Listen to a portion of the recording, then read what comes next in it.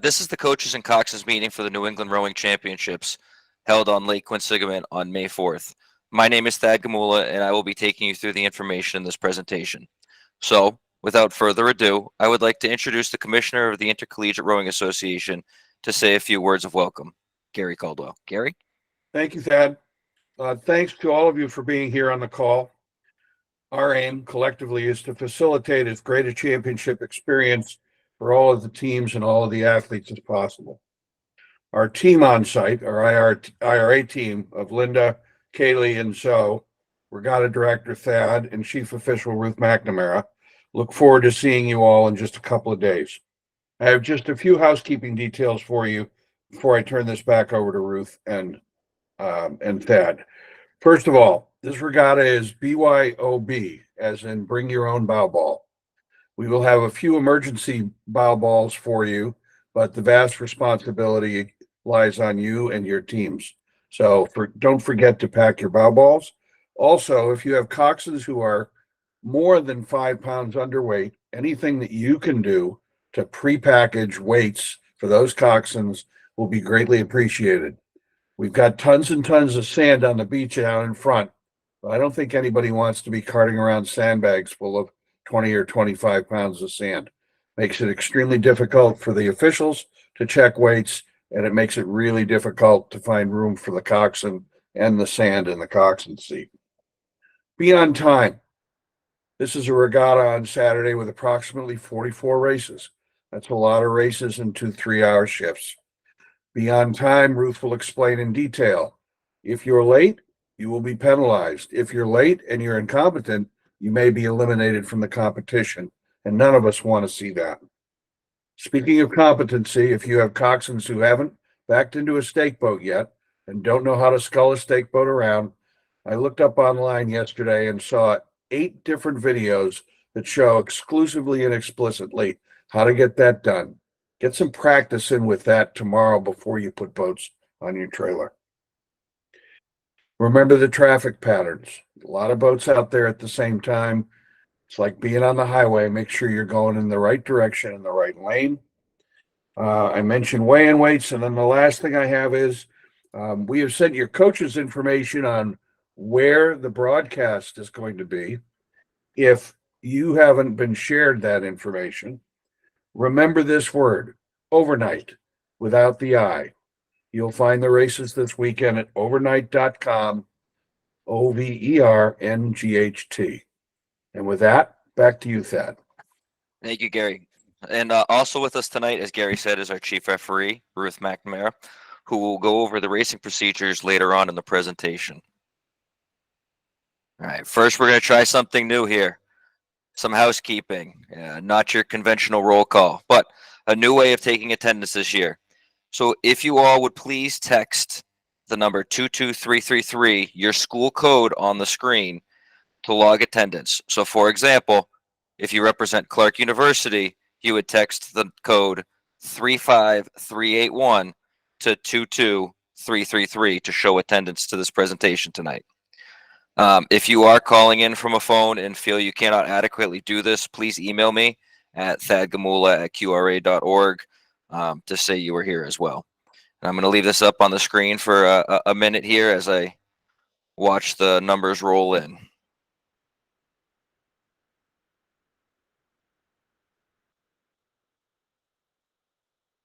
And if you are watching this broadcast later on the YouTube channel, this will be shut down, so you won't be able to log in your attendance later.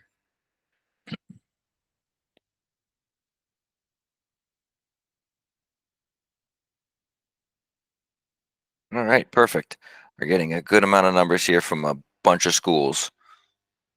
So moving on. The other thing you may all recognize tonight is that we don't have chat allowed. What we're going to do is, if at any time you have a question, please submit by the question and answer feature. This feature is at the bottom right hand of your screen. It looks like a circle, square, and a triangle on top of it. If you click that, you can find the question and answer button. And at any time during this meeting, you can always submit questions, and we will address them all as we go or at the very end of the presentation. Okay, so practice. Practice on the course is Friday, May 3rd from 1 p.m. to 6 p.m. We will shut down the launching docks at 5 p.m. For those of you who are driving the trailers, please know that the gate to Regatta Point opens at noon on Friday. Please do not arrive early. There is nowhere to stage for access to Regatta Point. The police officers who are there will just turn you away, and you're just going to have to make loops around the city. We don't recommend it. Just to repeat, launching for practice starts at 1 and ends at 5. Boats must be off the water by 6 p.m. All launching crews from Regatta Point must head directly north to the start during the practice period. Traffic from the DRC must go south outside of the course and proceed past the finish before turning and heading north to the start with the crews launching from Regatta Point. For those of you who haven't been here, or it's been a while, our lanes on the course are numbered 0 through 6. So 7 fully buoyed lanes, but we're numbered 0 through 6. 0 is the closest to the Worcester shore or closest to Regatta Point, and 6 is the closest to the Shrewsbury shore, so closest to the DRC. Traffic going to the start on the practice day may use lanes 0 or 1, and at no point when traveling to the start should there be pressure. At no point should any crew be in lane 2 on the practice day, which once again, it's going to be the 3rd fully buoyed lane from the Worcester shore. We will have marshals and large wakelesses in it.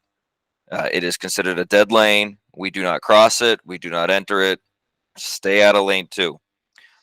When going to the start, if you're not in lane 0 or 1, we don't recommend you follow the shore because just past the DRC, and you can see it in the map there, there's a yellow polygon that's marked shallow. That is the pump house. If you're following the shore the entire way, you will come across that. We will have a red buoy there on race day and on the practice day. Just be aware. It's a great place to rip a skeg off, and we don't recommend it.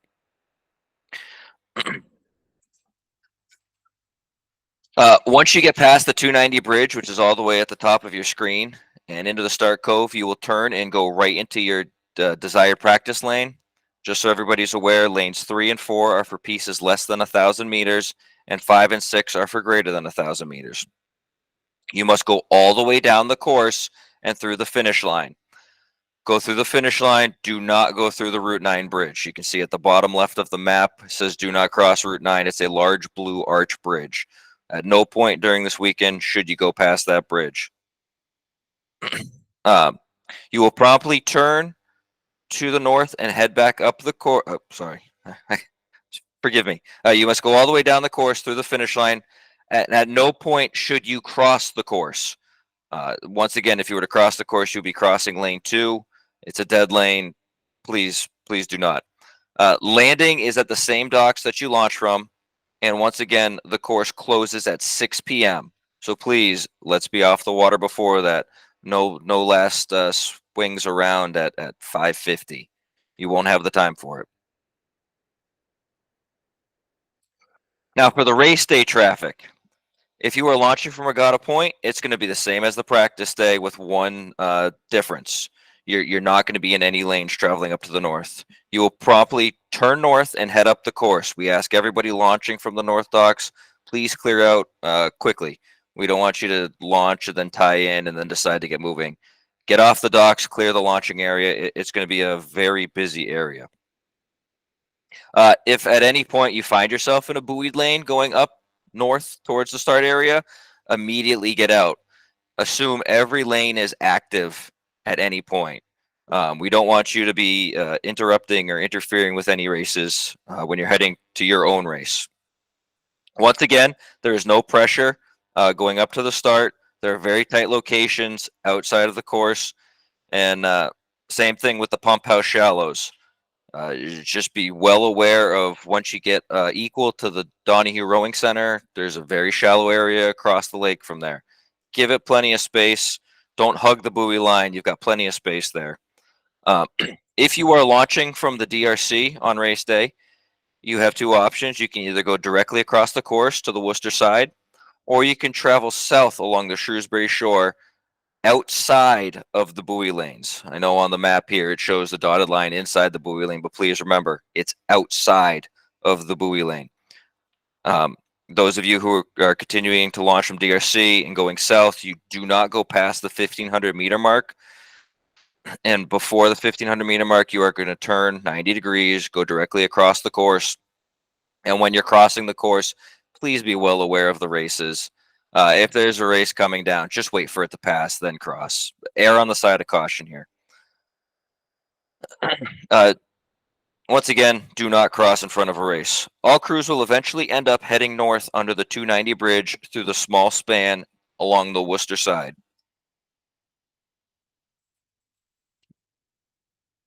This is the zoomed in area of the starting area.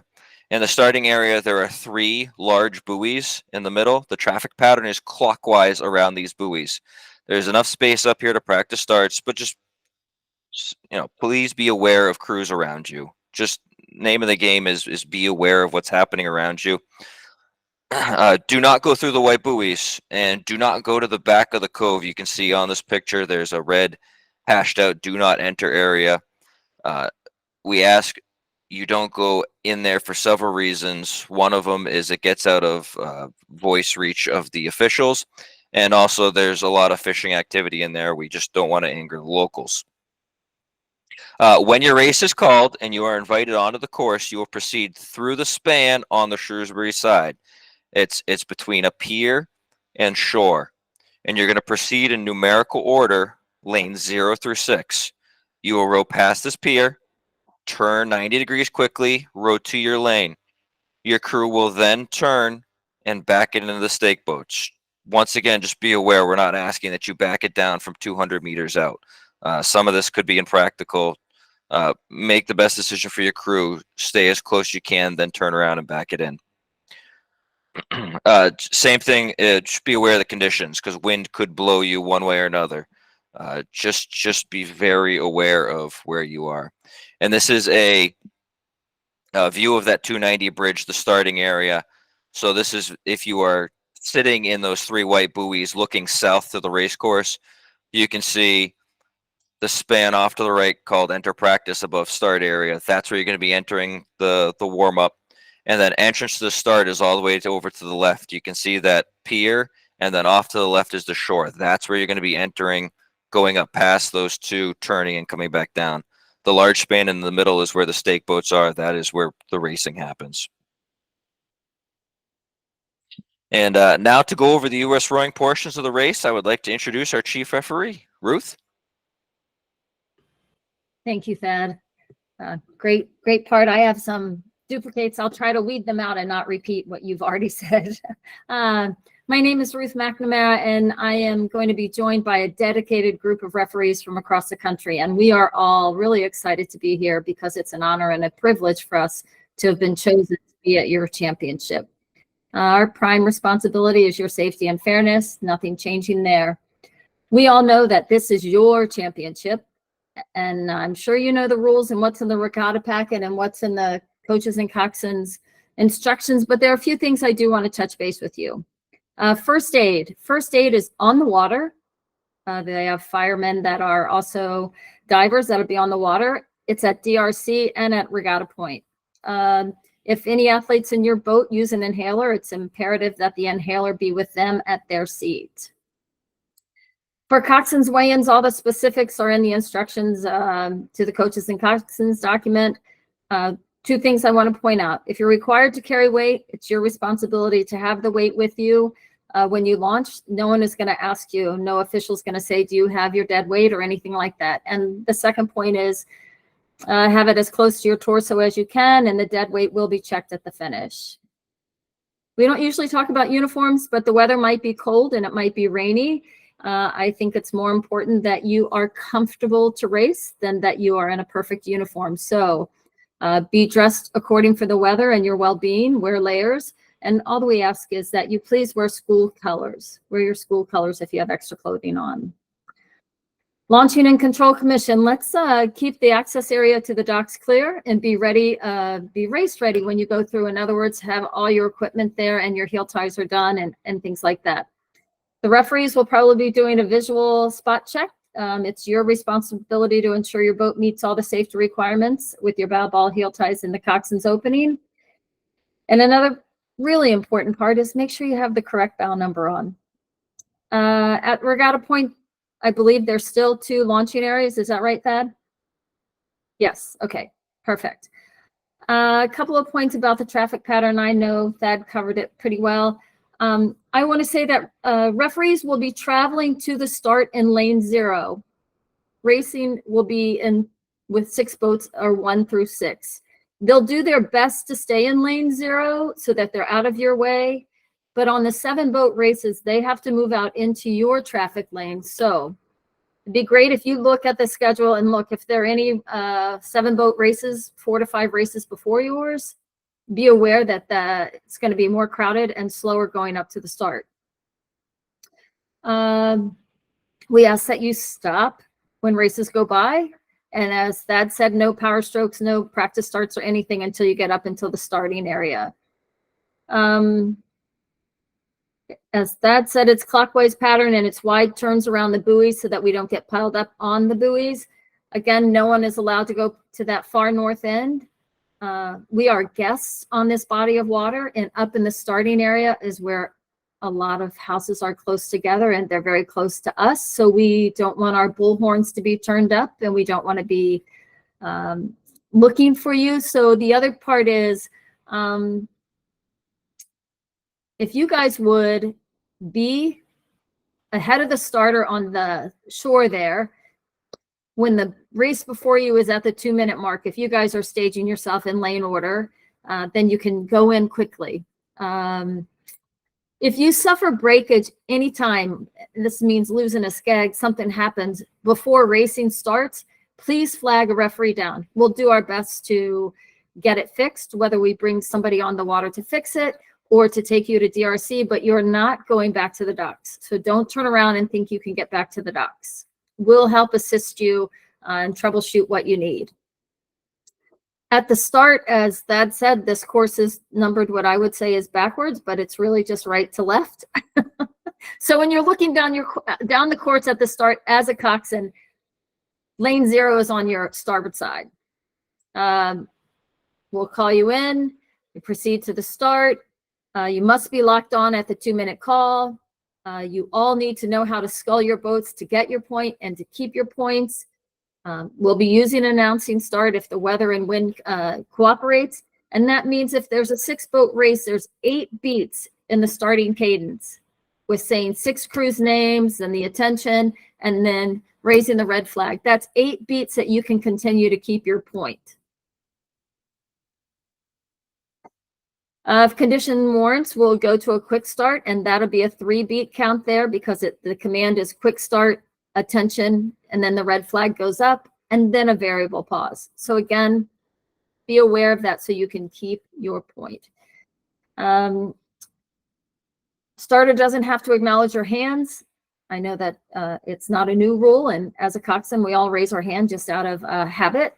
But if you raise your hand, it has to be because you need their attention, whether you have breakage or something is really going on in your boat. Because the responsibility of the starter now, the onus is on them not to start a race if it's not safe for you and if it's not fair. You may not have your perfect point, but you have a good enough point.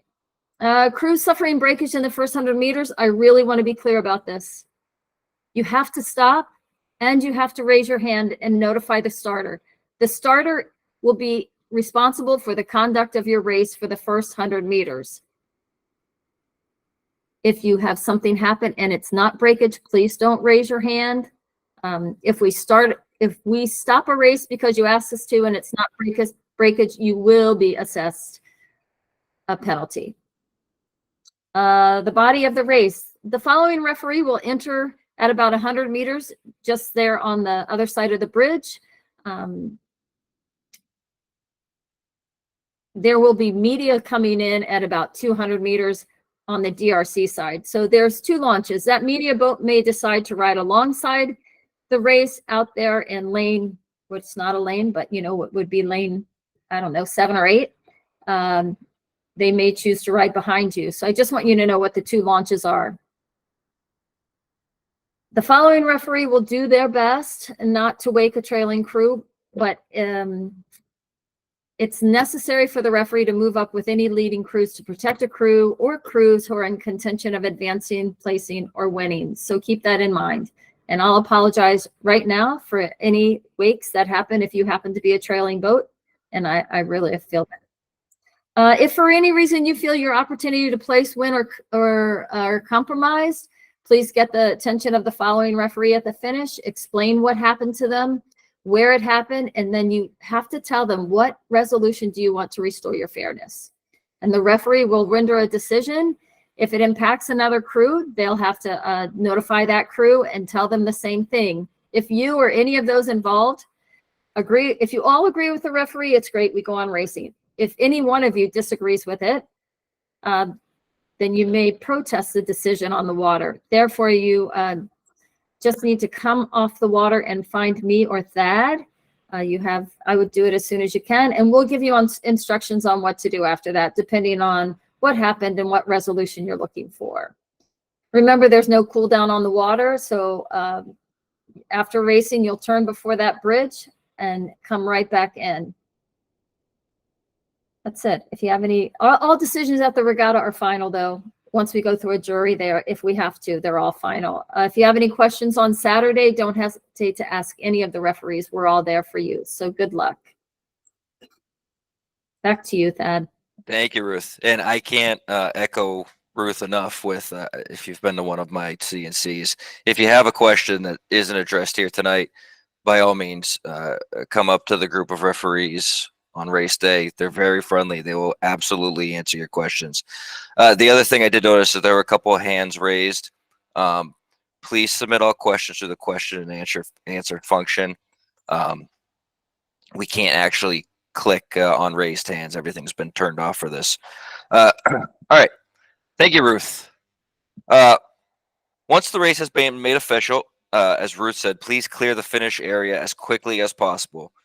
Return to the dock that you launched from. And you can see the different colored squiggly lines here. If you do meddle, there will be someone calling your boat over to the awards dock. Just be aware you will be going in reverse order, or bronze, silver, gold. And please be aware of the shallow area in front of the finish tower. Well marked out here. The last thing you want to do after you win gold is to rip your skeg off. In the event there's an emergency, we have many safety resources on hand. Once again, to echo Ruth, if someone needs help in the boat, if there's a medical emergency, but by all means, make it known. Don't hesitate. Hand up, hand in the air. Somebody will come over and it will be addressed. In the event of a weather emergency, crossed fingers, it's looking good so far. The same safety resources who will be out there will make an announcement. If there is a need to evacuate the race course, just so everyone knows, everyone from the starting area to the 1,000-meter mark will go to DRC, the Donahue Rowing Center. And if you're from the 1,000-meter mark to the finish, you will go to Regatta Point. Hopefully none of that ever has to be enacted. Final comments. Please, no public urination in the lake. If caught, it is an automatic exclusion of the entire team, not just the boat. So don't be that person. And anything brought onto the water must be brought off with the crew. No handing anything to the stake boat holders. And that is essentially the presentation for tonight. I will wait here. We will see if there's any questions that show up. Actually, we do have one. What is the protocol for Coxswains weigh-ins for home teams launching from the DRC? It's the same as everybody else. 6:45 is when it opens up, and everybody basically has to come down to Regatta Point to weigh in. While we're waiting, if there are any others, just so everybody also is aware, recording of this meeting will be on the Quinsigamond Rowing Association YouTube page. a link to this meeting recording will be posted on Regatta Central as well. We'll give it a minute or two, see if anything else pops up.